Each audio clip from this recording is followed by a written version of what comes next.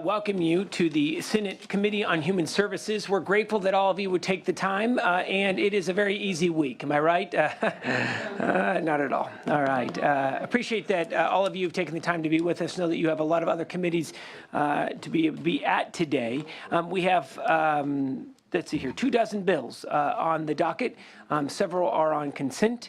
What we'd like to be able to do is start out with a roll call vote. We'll establish a quorum, then we're going to go to consent. But let's first go to Mr. Teamer for a roll call vote, please. And again, thank you so much.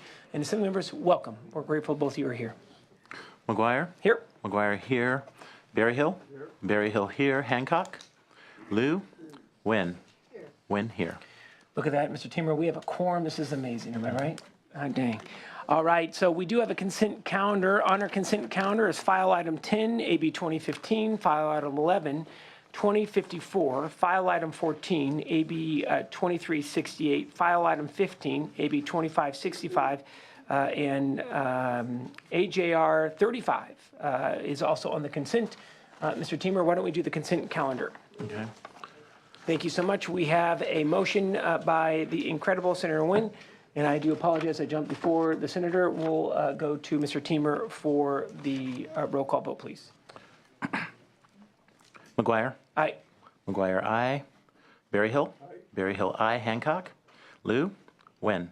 Aye. Wynn, aye. Look at that. Thank you so much. We'll leave that open as we have both Ms. Hancock and Ms. Lou, who are currently in public safety.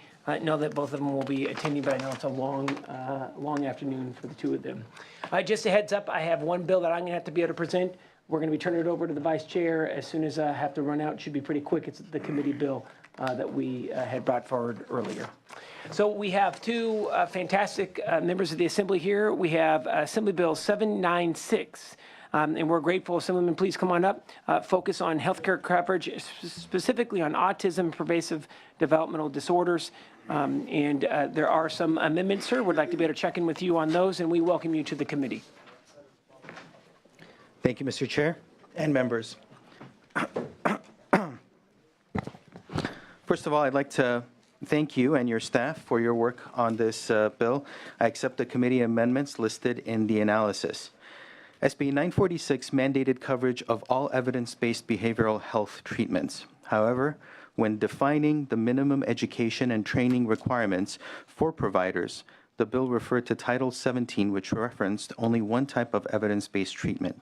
The discrepancy in existing law makes it difficult for parents to obtain coverage for the prescribed treatments for their children that their children need and which they are entitled to under the law. AB 796 seeks to correct this by directing the Department of Developmental Services to develop education and training requirements for professionals and paraprofessionals, providing other evidence-based treatments. AB 796 also eliminates the sunset date on the insurance mandate to cover autism treatment services. This bill recognizes there's no one-size-fits-all treatment for an individual diagnosed with autism. The purpose is to ensure patients with autism receive coverage for the services they need. AB 796 will help ensure children diagnosed with autism receive insurance coverage for the type of evidence-based treatment that is right and selected for them by the medical professional that knows their child best. With that, I'm joined by Jim Lantry, who's with the DIR Floor Time Coalition of California, and Gina Peters on behalf of her 13-year-old son. Thank you. Thank you so much, Assemblyman. Good to see you. Why don't we start out with Jim, then we'll go to Gina. Thank you, Senator. Jim Lantry with the DIR Floor Time Coalition of California. We're the sponsors of the bill. We sponsored the bill because too many parents are unable to get the treatment that's been prescribed for them by their doctors. The children on the spectrum are different. They're very unique, just like any other child, and they respond to treatment differently. And it is essential for them to develop their best potential that they get the treatment that is best suited for them by the medical, or prescribed for them by the medical professional that knows them best. All this does is to require the Department of Developmental Services to come up with regulations, the minimum requirements for people who are going to be providing this treatment to children. And that's something that should be done so that they can get the treatment they need, that the insurance companies will cover it, and that we'll be able to have them reach their full potential. And with that, Thank you so much. Gina, welcome. Thanks for being here. Thank you for having me. My name is Gina Peters. I am a single mom to a 13-year-old boy, and he's on the autism spectrum. When my son was first diagnosed, it was recommended by a physician for him to, he wrote a script for my son to have DIR.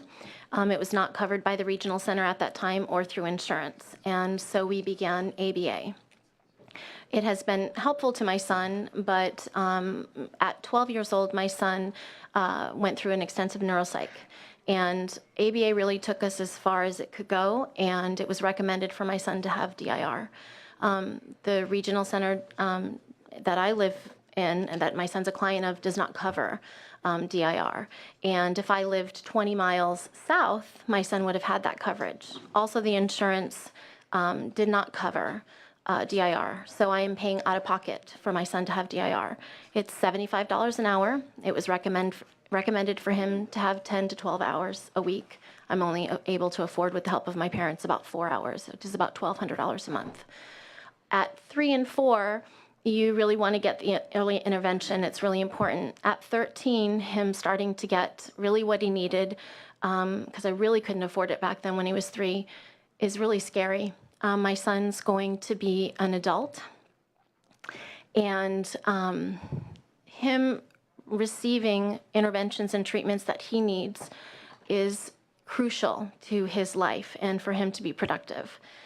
As a parent, you really don't understand what it's like to be a parent of a child with special needs, a developmental disability, autism, unless you've been through that walk. It's very stressful, it's very challenging, and it's very expensive. And so as a parent, to watch your child struggling and to not receive something that is right in front of you because you can't afford it or because someone denies coverage, it's a very hopeless feeling to have as a parent. And, you know, all of our children on the spectrum with developmental disabilities, they're all different, every single one of them. And to say that one size fits all, one treatment works for every kid, it really doesn't. And as parents, we need to have options, but our children really need the options. These kids are going to be adults in our communities, and we want them to be productive citizens. And interventions and treatments with options of that help them get to that place. And I think we all want that. And if it was your child, I'm sure that's something that you would want, and to be able to help your kid. So I really hope that you consider passing this and that you think of those kids and the parents that are trying to give our kids what they need. Oh, thank you so much. And I just want to tell you how much we appreciate. I know it is not easy to be able to talk about. Sorry, my voice is shaky. Oh my gosh, no. It's not easy to come up here and tell the personal story. We're grateful, and it means a lot to us. So thank you so much for taking the time. Thank you for listening. Please. Excuse me, Mr. Chairman, members of the committee, Rick Rollins here on behalf of the Association of Regional Center Agencies and also on behalf of the Autism Business Association, a conglomeration of about 36 providers of ABA services here in strong support of this bill.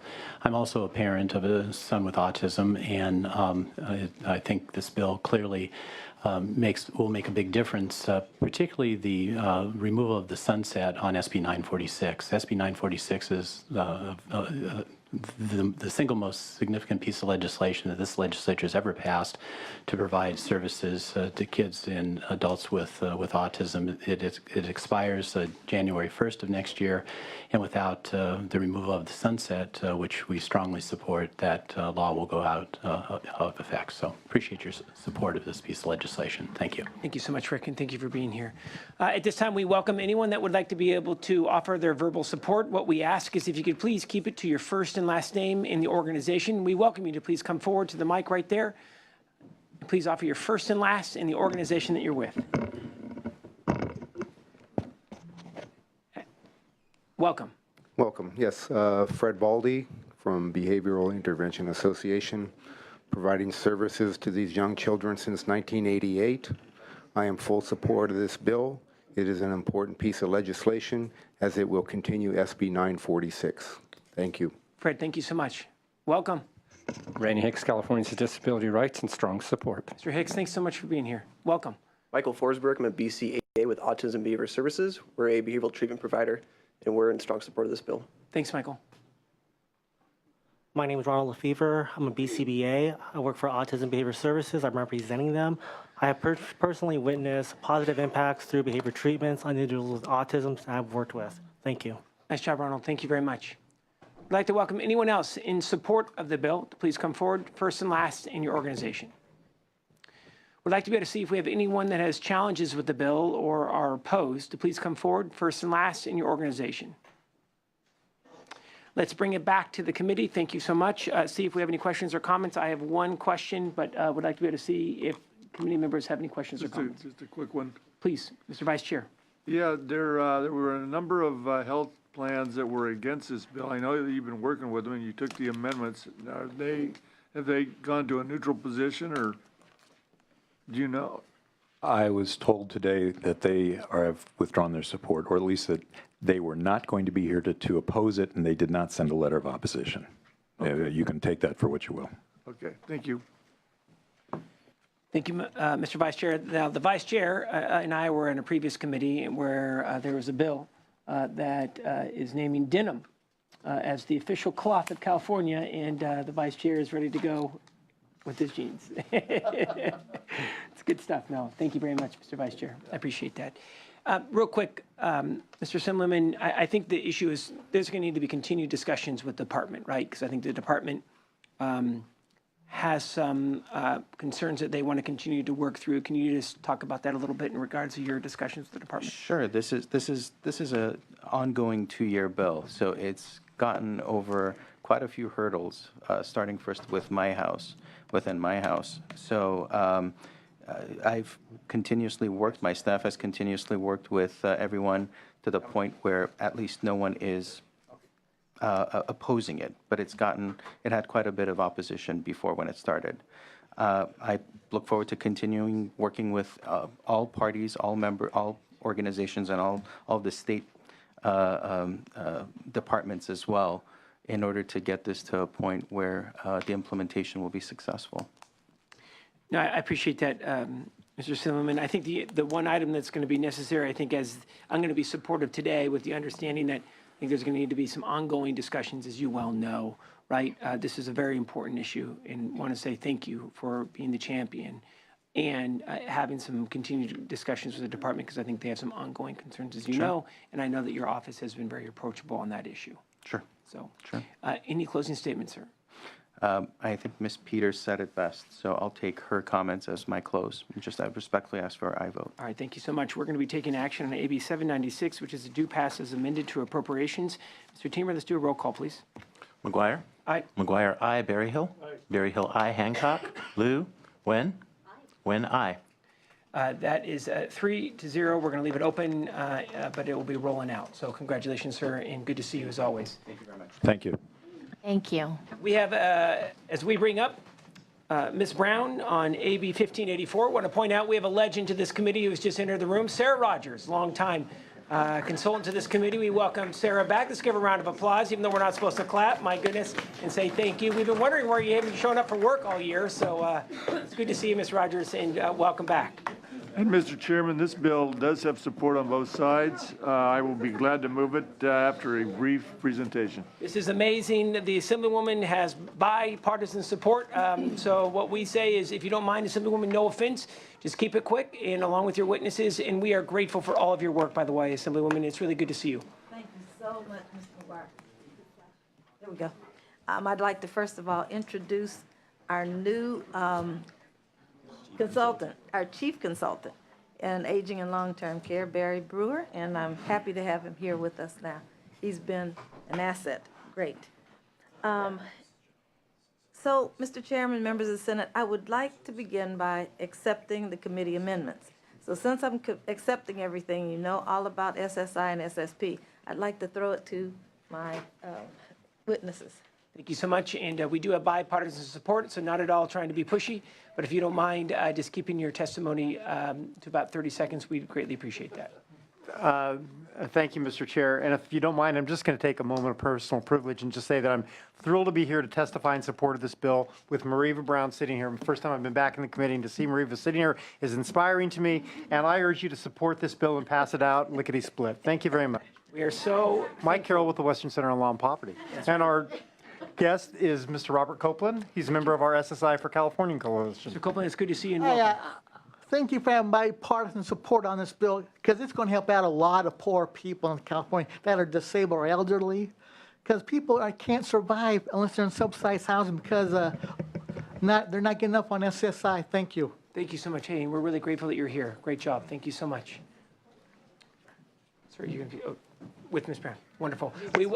We welcome you, and if you could just state your first and last along with your organization. Thank you for being here. Sure. Courtney Chan on behalf of the Mexican American Legal Defense and Educational Fund in support. Courtney, thank you so much.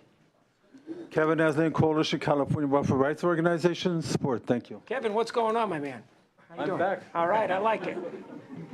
Rosanna Carvacho on behalf of the Alameda County Board of Supervisors in support. Thanks, Rosanna. Michael Radigan on behalf of the Board of Supervisors, Santa Clara County. Support. Good to see you, Michael. Kelly Brooks on behalf of the County Welfare Directors Association here in support. Thank you.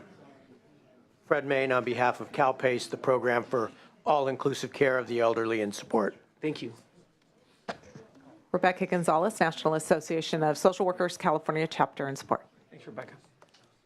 Andrew Shane, California Association of Food Banks, representing 44 food banks across the state. Support. Thank you.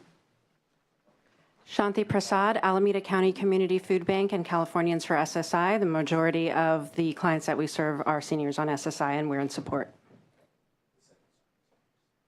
Chris Jensen, Resources for Independent Living, providing services to people with disabilities and low income in Yolo and Sacramento counties. They're advocate, community organizer, and strong support. Thank you very much. Adam Ledmont on behalf of the ACLU of California in support. Jacqueline Ennis from AARP, we support. Thank you.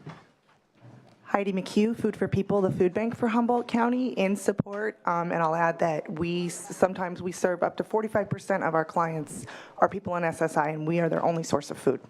And we are grateful for Food for People, so thank you. Gina De Silva with the California Immigrant Policy Center in support. Thank you.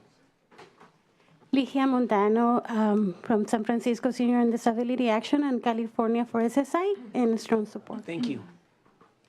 My name is Muriel Hospital. I'm for Seniors Disability Action and Disability Action. I'm for California for SSI. Thank you. Buenas tardes, mi nombre es María Guadalupe García de San Francisco, California. Vengo también en apoyo de Senior and Disability Action en California for SSI. Gracias por recibirnos y gracias también porque sé que vamos a recibir su apoyo.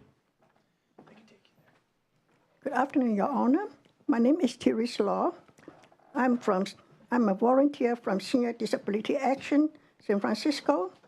I support the SSI. Thank you very much. Thank you so much for being here. Hello. My name is Lisa Lopez. I'm permanently handicapped, live in Bay Point, and I support the bill. And we really need the help. Please.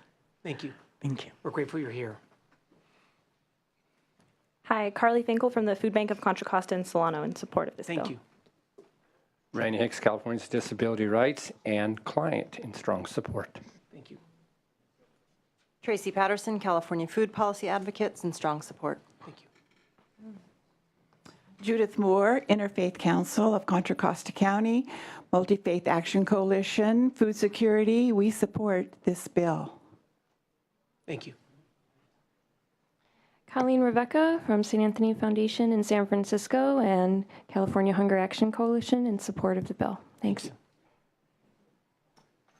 Hi, my name is Alan Gregory. I am on SSI. I live in San Francisco. I've come up with this St. Anthony's, so I just want to say I'm in support. Thank you.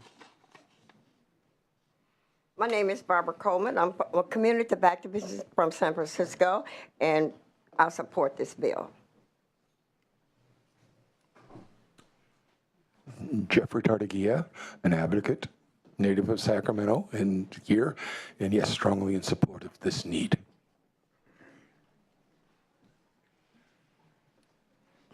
Carol Moss with California Association of Retired Americans and Older Women's League of Sacramento in support. Hello, Christina Boss Hamilton with UDW AFSCME, representing IHSS workers, also in strong support. I'm Sid Isip, member of SDA and California for SSI. We are supporting for this bill. Joseph Berry with the Disability Organizing Group for Initiating Total Equality, also known as Dogfight, and the Coalition of Californians for SSI in very strong support of the bill. All right, ladies and gentlemen, we're bringing it back to committee. The Assemblywoman knows how to pack it in, and we are grateful for all of you who've traveled far and wide, truly, for coming to Sacramento today. Thank you so much. It means a lot to us to be able to hear back from you. We'd like to be able to see if we have any questions from the Vice Chair, or if we'd like to be able to move the bill. Thank you so much. And I meant to say, see if we have anyone opposed. There just cannot be anybody opposed to this dang bill. Am I right? All right. Do apologize about that. So we have a motion by the Vice Chair. Assemblywoman, any final comments or closing comments? You say I'm overwhelmed with the response on this issue, but seniors really do need the help. In California, we need to take care of those who built the roads, that built this state, that helped to build the state. It's their time. We've taken care of everybody else. It's time for seniors. Thank you. Thank you so much, Assemblywoman, and do want to say thank you for all your work on behalf of seniors. I know that's a real passion of yours as well, so we're grateful. I ask for your support. Hey, no, thank you very much. All right, so we have a motion by the Vice Chair. Let's do a roll call vote, please. McGuire? Aye. McGuire, aye. Berryhill? Aye. Berryhill, aye. Hancock? Liu? Nguyen? 2. All right, right now you have 2 votes. We're going to keep it open, and I'm sure it's going to be fine. So again, thank you so much for all of your work. Thank you so much. Really appreciate it. It's good to see you, Assemblywoman. All right, we have Ms. Weber here. I'm going to have to turn it over to the Vice Chair. Ms. Weber, we welcome you. Come on up, Assemblywoman. It's so good to see you. As the Assemblywoman is coming up, I want to make sure that folks know an item that we had for discussion was Assembly Bill 1930 at our last hearing. Committee members of the Human Services Committee express interest in holding a hearing regarding all items of IHSS. And we wanted to let folks know we're working on an oversight hearing in the interim, which will need to be able to coordinate with the members of Human Services Committee to be able to define the agenda. So we'll be working with both sides to be able to see if there are any specific items. I know that we have some items that we'd like to be able to discuss in regards to IHSS, and we'll be reaching out to both the Republican side and the Democratic side to be able to look at agenda items here in the future. But I want to report out, like I promised, at our last hearing.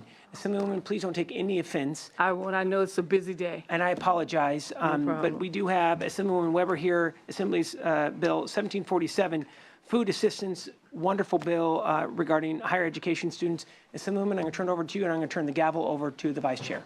No problem, Mr. Berryhill. Thank you. Thank you.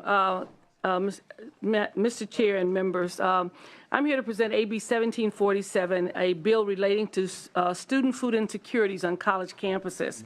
Let me begin by first accepting all of the committee's amendments as reflected in the analysis. A recent CSU study found that 24% of all students surveyed, nearly 1 in 4, are food insecure. The same study also showed that 10% of CSU students are homeless. Another survey by the Wisconsin Hope Lab found that over half of the 4,000 respondents at 10 community colleges across the nation face some form of food insecurity. Both studies recommend that schools expand outreach and encourage students to find ways to alleviate student hunger and homelessness. As a result of this, it led to the creation of 1747. Some of you may realize that the Assembly, formed a committee on campus climate a couple of years ago as a result of an incident in San Jose. And so we've been holding hearings throughout the state on the various issues of campus climate, what impacts students in terms of feeling secure on campuses, as well as the issue of being successful academically. One of the issues we addressed was the issue of food insecurity and homelessness that seems to be growing on our campuses. And so we held our first hearing on that matter at San Diego State University and discovered that all of the campuses, private and non-private, are dealing with the issues of students being hungry, students being homeless and the impact that has on our students being successful in school. AB 1747 offers a small but meaningful step towards supporting students struggling with food insecurities by one, requiring each public or private post-secondary education institution located in a county that participates in the restaurant meal program to apply to become an approved food vendor if an institution operates food facilities on campus, and provide all food vendors on campus with information regarding the program. The bill would establish a program to improve coordination between campus food pantries and the California Food Bank. And lastly, it would improve access to funds supporting CalFresh outreach on our campuses. To support this bill, I have with me today Lulu Amante, a student and outgoing ASI president at San Jose State, and Sean Connolly, representing the UC Students Association. Okay. Either one of you can begin. Welcome. Hello, good afternoon, Chairman and members of the committee. My name is Lulu Monte, and I'm a recent graduate of San Jose State University. I am also an advocate with Young Invincibles, a nonprofit research and advocacy organization committed to financial security among young adults. I traveled here from Los Angeles to share my story and struggle with food insecurity during my college education. I'm in strong support of Assembly Bill 1747 because I believe this bill can make a tremendous impact to students in higher education through the state of California. I apologize.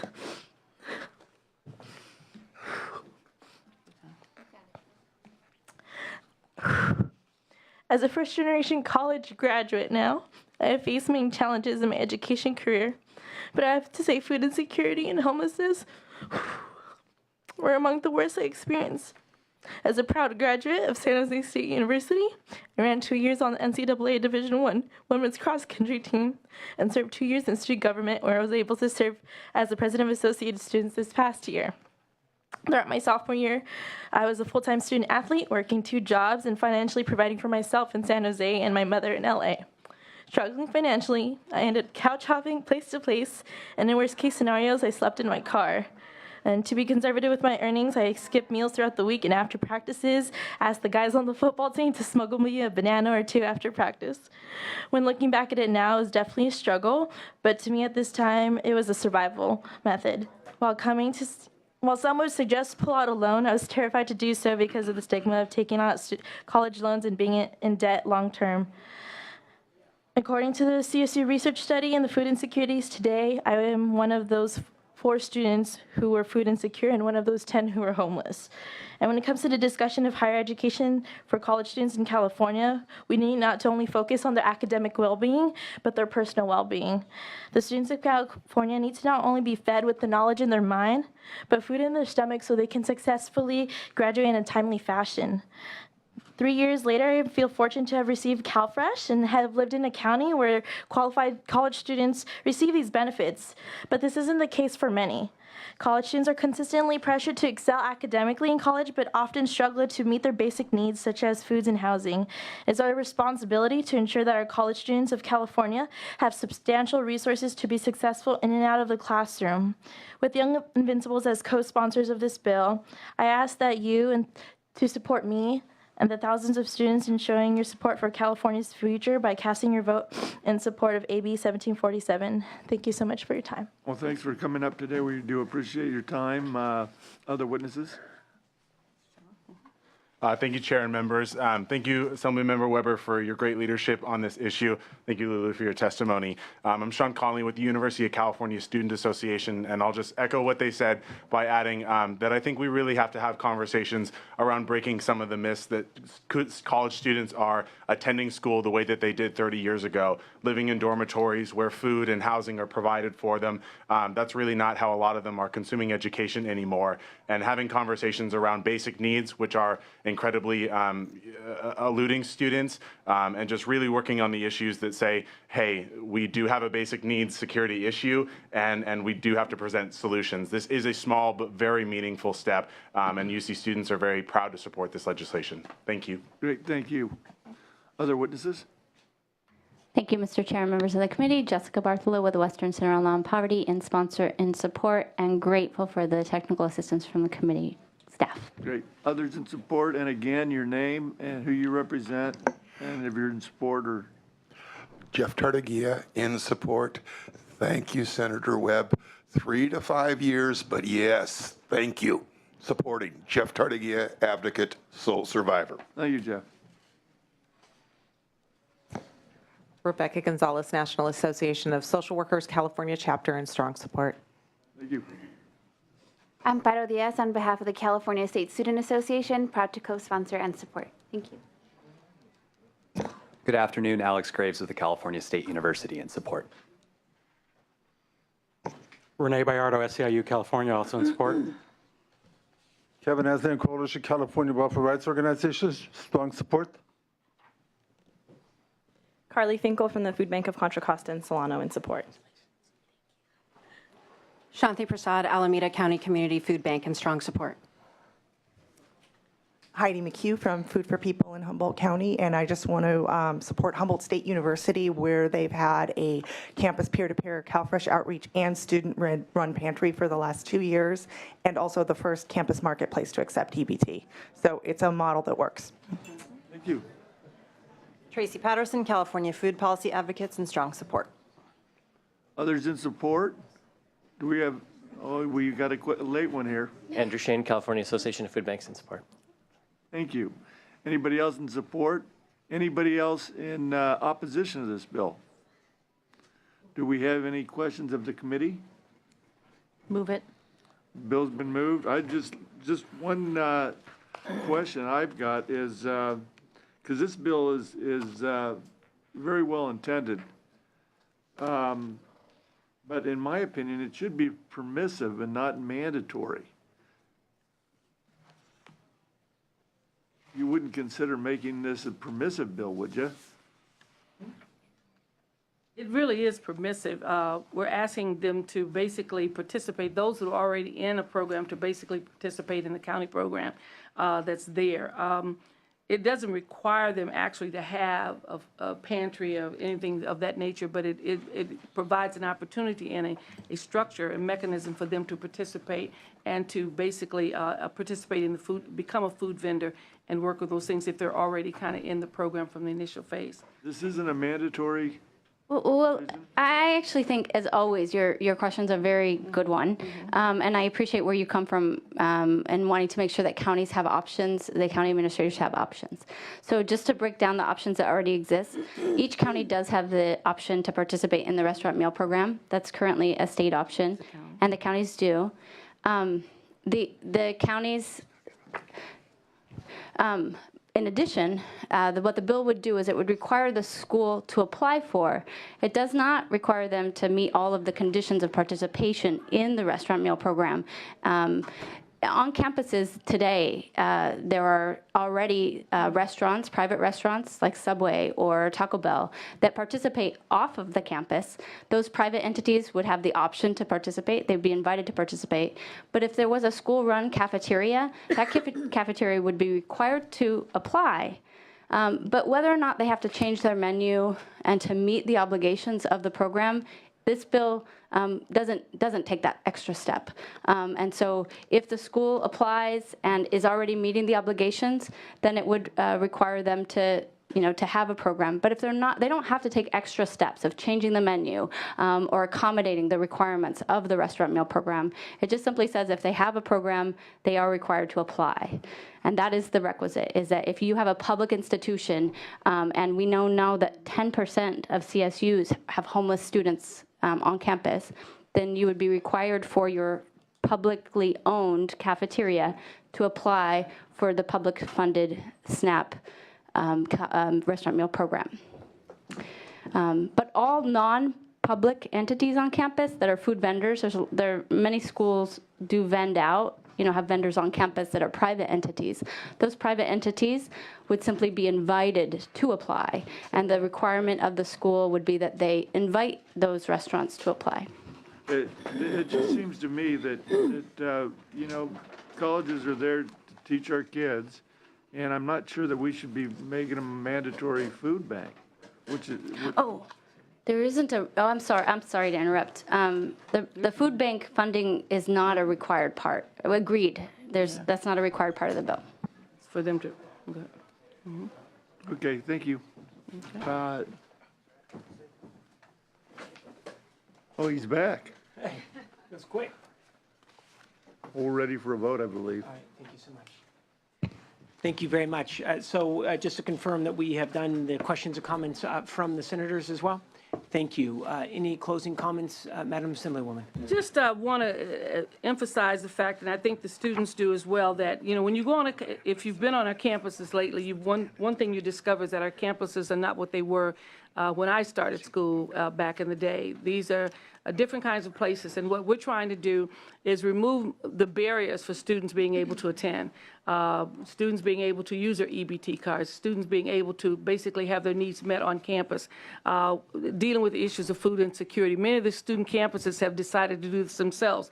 This provides a mechanism for them to get additional support in the process of structuring this issue of food insecurity on campuses and homelessness. So it takes advantage of what our county offers. It provides a structure for the campuses that are there and helps them in the coordination between the campus has a pantry, and the food bank, making sure that they can take advantage of all those resources so that it's not such a difficult thing for them to do, as well as to getting funding and support for CalFresh that is also available. So this changes a little bit of our campus, but if you've been on our campuses lately, you know that it's a different place than where most of us attended. The expectations in terms of students being able to provide for themselves is there, but at the same time, if we've got resources in our county and resources in our city that the campuses need to take advantage of, we're providing the structure and the encouragement to do so. Some campuses have already done this, and they do a very good job at it. Others have not. And so that being said, you know, this is very necessary, as we saw in the hearing that we had at San Diego State. You know, some of our campuses are dealing with much more student insecurity than others. And so most of our campuses support this bill. They're supporting it. They want this bill. The student organizations at CSU and UC are all supporting this. We've had no opposition from any of our institutions with regards to this. They see this as very important and necessary for them to make this a priority as they try to meet the needs of our students and hopefully get our students in and out of the institutions in a quick manner so that they can then be independent individuals. So I respectfully ask for your aye vote for 1747. Thank you so much, Assemblywoman. Great job. Wonderful bill. This is the due pass as amended to appropriations, Assembly Bill 1747. Mr. Teamer, let's do a roll. I think we have a motion. We have a motion by the senator from Orange County. Let's do a roll call vote. Mr. Teamer. McGuire. Aye. McGuire, aye. Berryhill. No. Berryhill, no. Hancock. Lou. Aye. Lou, aye. Wen. Aye. Wen, aye. 3-1. Right now it is on a 3-1. We're going to keep it open for Ms. Hancock, who is living the dream in public safety. I'm sure she is. There we go. I was there earlier with There we go. Assemblywoman, good to see you. Thank you very much. Thank you.